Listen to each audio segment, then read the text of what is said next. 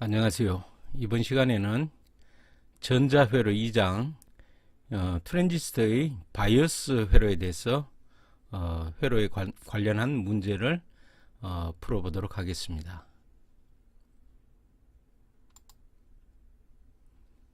자, 문제 1번. 그림의 회로에서 RE의 중요한 역할은 뭐냐? 여기 이미터의 이제 저항이죠. 이 RE의 저항은 뭐냐면, 원래 RE에는 뭐가 있죠?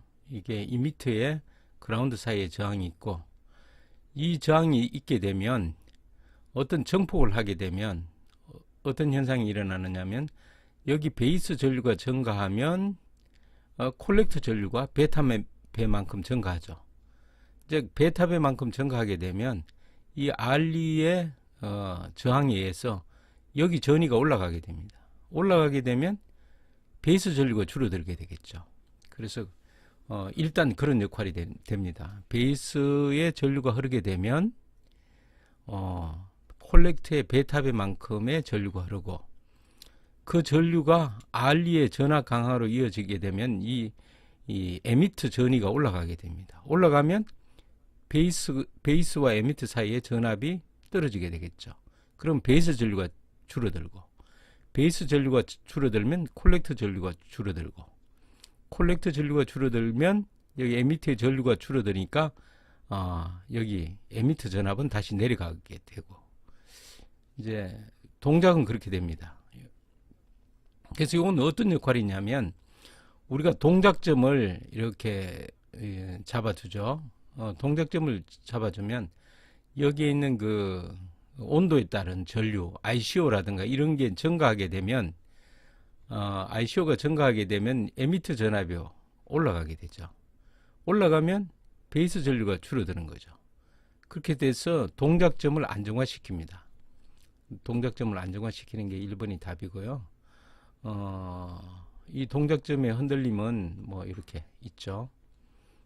주요 온도에 따라서 변화되는 게 이제 가장 주된 이유입니다. 자, 그런데 이제 이렇게 되면 이제 실제적으로 이제 정폭을 할 때는 어떻게 되느냐?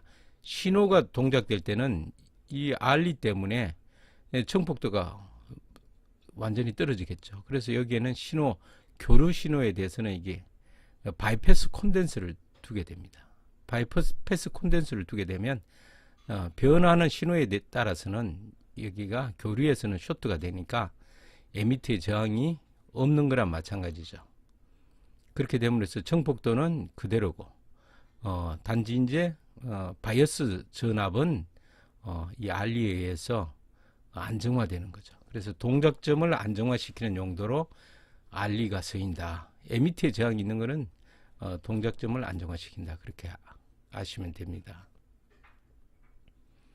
자, 에미터 접지 정폭 회로에서 에미터 바이패스 콘덴서가 제거되면 어떤 현상이 일어나는가? 자, 여기 에미터에 바이패스 콘덴서가 있죠. 신호가 이제 이렇게 들어오게 되면 교류에서는 이렇게 단락이 되고, 여기에 교류 신호에 대해서는 여기가 쇼트가 되니까 에미터에 저항이 없는 거랑 마찬가지죠. 그래서 이제 정폭이 원활하게 됩니다.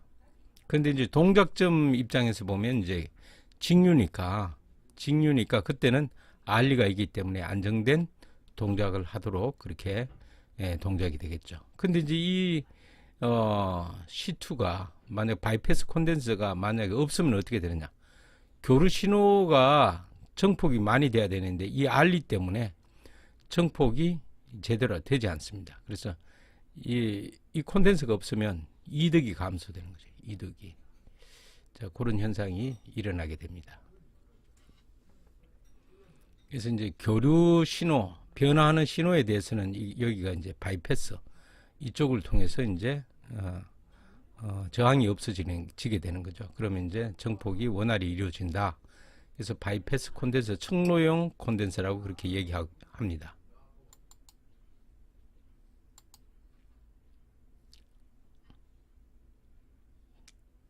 트랜지스터 회로에서 IB와 IC는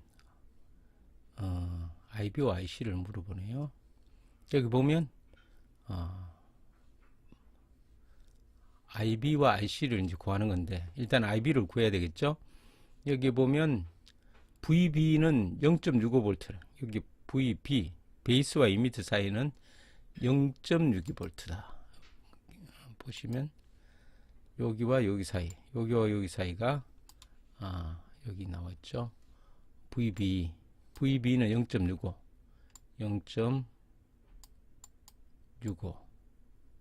65V죠. 볼트. 여기가 0.65V라는 겁니다. 이렇게. 자, 그리고 VBB는 6.11V래요. 여기가 이제 여기가 아니고 여기가 VBB인데 6.11V, 11V가 되고, RB가 20kΩ. 이제 여기 20kΩ. 자, 문제는 이 문제입니다. 제가 이제 회로를 가져왔기 때문에 20kΩ입니다. 이때 이제 활성 동작이고 베타가 100이라고 했습니다. 100. 그러면 이제 우리가 이제 그 가장 먼저 구하는 거는 여기 전압이 있으니까 여기가 6.11이니까 여기 IB 전류는 이 20kΩ의 저항에 전압만 있으면 이게 IB 전류를 구할 수 있겠죠. 그래서 여기에 흐르는 전류는 I는 R분의 V니까 R은 20K, 여기 20K이고 V는 뭐였어요? VBB 전압에서 트랜지스터의 베이스와 이미터 사이의 전압을 빼면 되겠죠. 여기다가 0.65를 빼는 겁니다. 6.11에서 0.65를 빼서 계산을 하게 되면 0.273 곱하기 10의 마이너스 3성 암페어가 되는 거죠. 이게 베이스 전류를 구했으면 IC는 베타배만큼 흐르는 거죠. 베타배만큼 흐르니까 IB 전류 곱하기 베타가 100이죠. 100이니까 100을 곱하게 되면 27.3 mA 이렇게 답을 구할 수 있겠죠. 자, 문제는 베이스 전류를 구하는 방법은 베이스에 연결된 저항에 걸리는 전압을 알게 되면 자동으로 베이스 전류를 구할 수 있겠죠. 옴의 법칙에서. 베이스와 이미터 사이에 전압을 줄 거고 여기 베이스에 공급되는 VBB 전압을 줄 겁니다. 그러면 하면 됩니다. 그리고 콜렉터 전류는 이제 베타배만큼, 베이스 전류의 베타배만큼 흐르니까 계산하면 되고, 물론 이제 이 실제적으로 이제 콜렉터 저항값을 주어지면 혹시 이게 포화가 될 수도 있으니까 그 점은 고려할 수도 있겠죠. 이 장이 크면 베타배만큼 전류가 흐를 수가 없겠죠. 이 저항이 커서. 그러면 포화되는 전류만큼 이상은 흐르지 못하겠죠. 그죠? 그럴 경우에는 포화 전류를 계산할 수 있습니다. 포화 전류는 어떻게 계산하냐? 포화됐을 때 콜렉터와 이미터 사이의 전압이 얼마냐? 0V로 계산해 갖고 나머지 공급되는 전압이 여기 저항에 다 걸린다, 이렇게 계산할 수도 있고, 좀 더 정밀하게 하려면 여기에 VC가 포화됐을 때 포화 전압이 0.3V다. 그럼 0.3V를 계산해서 여기 전압에 0.3V를 뺀 전압이 여기 걸린다. 이렇게 해서 전류를 계산하죠. 그렇게 전류를 계산했을 때 이 전류가 베타배만큼 흐르는 전류보다 적을 경우는 당연히 여기 포화 전류 이상은 흐를 수가 없죠. 뭐 그렇게 계산할 수도 있습니다.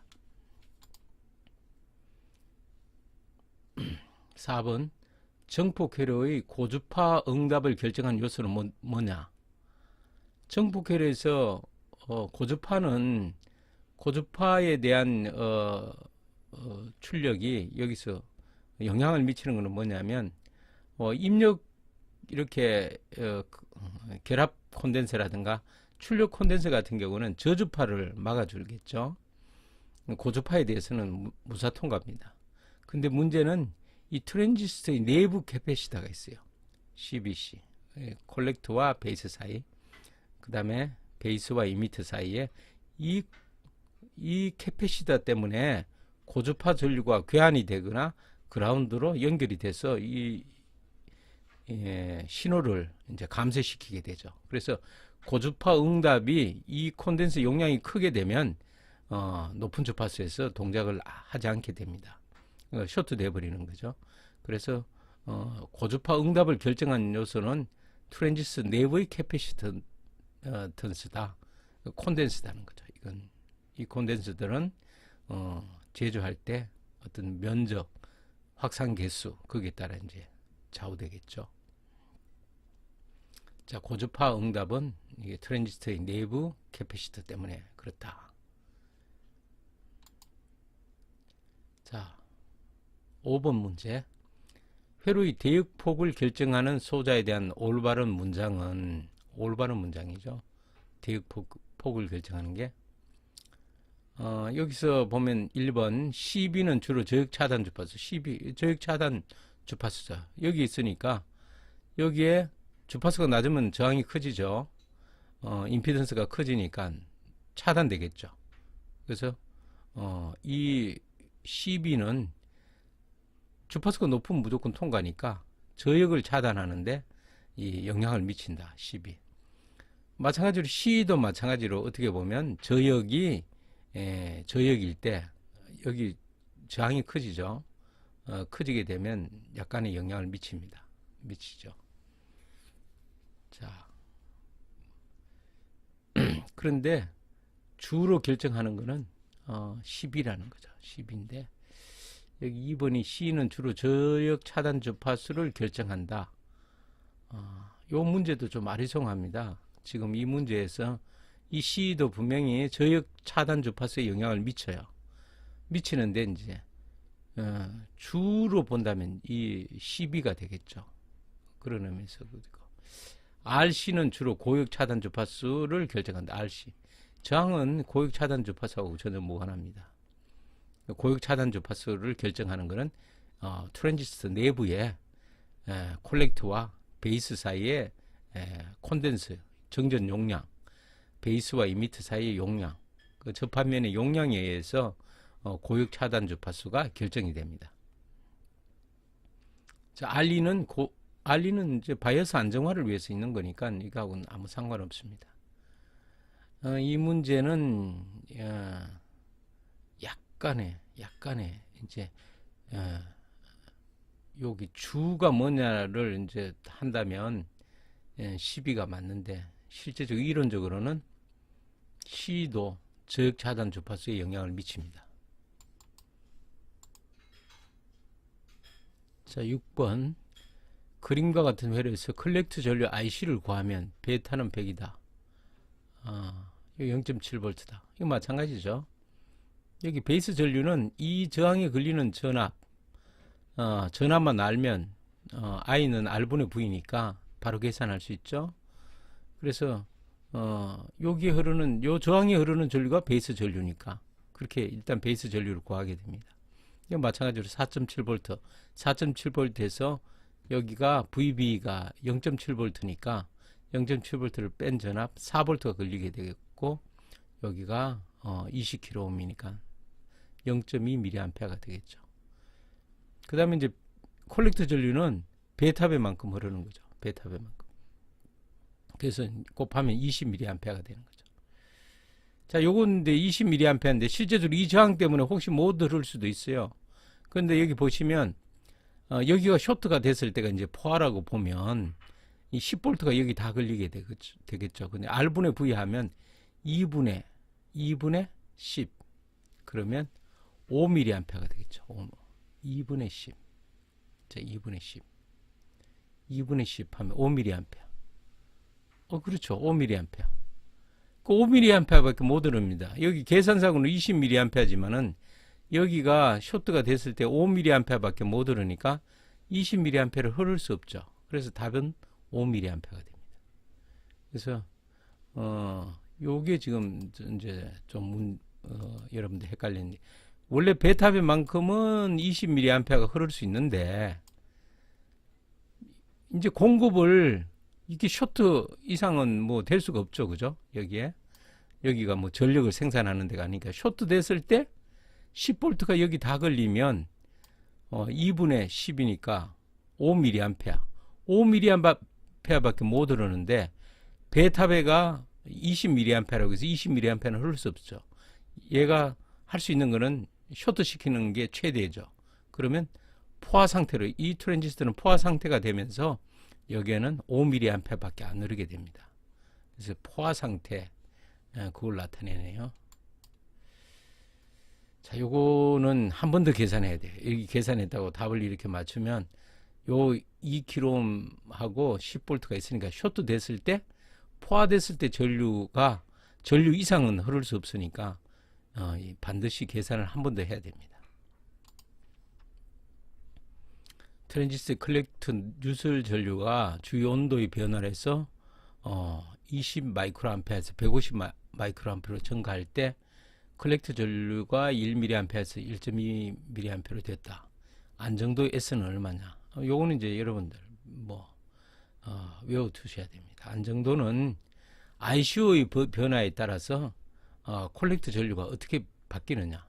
그래서 ICO가 온도에 따라서 20에서 150이니까 150에서 20을 빼면 130 마이크로암페어가 흘렀겠죠. 130 마이크로암페어. 마이크로니까 이렇게 되겠죠. 그죠? 자, 10의 6성. 130 곱하기 10의 마이너스 6성이 되고. 여기 이제 1.2에서 1로 됐으니까 곱하기 10의 마이너스 3성이죠.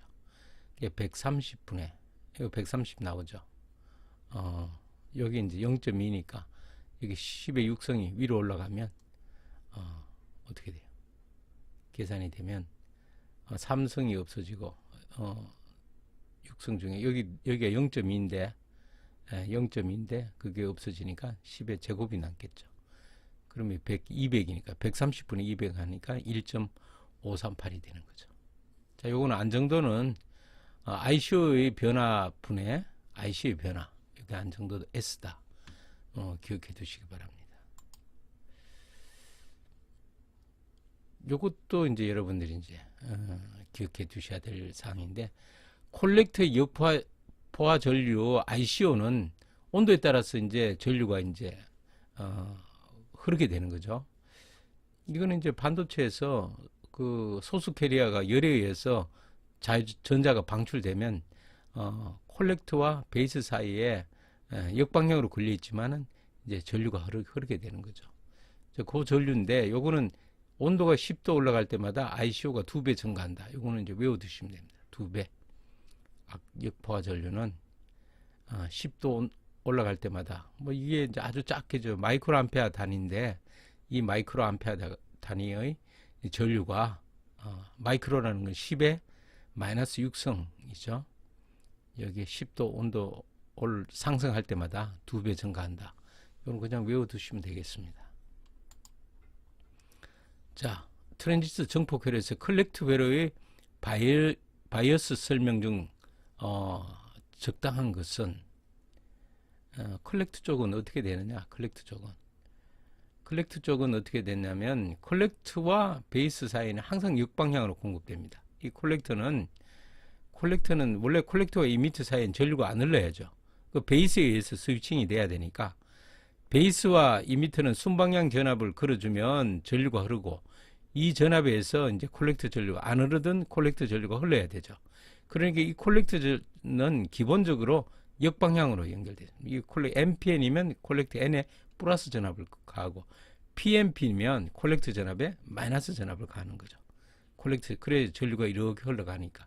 그런데 평소 여기 N이나 P 중간에 베이스가 있기 때문에 원래 에미터에서 콜렉터로는 전류가 흐르지 못합니다. 못하죠. 콜렉터와 에미터 사이는 전류가 흐르지 못합니다. 그래서 반드시 콜렉터 쪽은 항상 역방향, NPN일 때도 역방향, PNP일 때도 역방향의 전원이 공급된다. 그렇게 이해해 주시면 되겠습니다. 자, 베이스 쪽은 항상 순방향으로 동작시키죠. 베이스와 이미터 사이는 동작하고자 한다면 순방향으로 연결합니다. 자, 이상으로 전자회로 2장 TRA 바이어스 회로에 대해서 문제를 풀어봤습니다.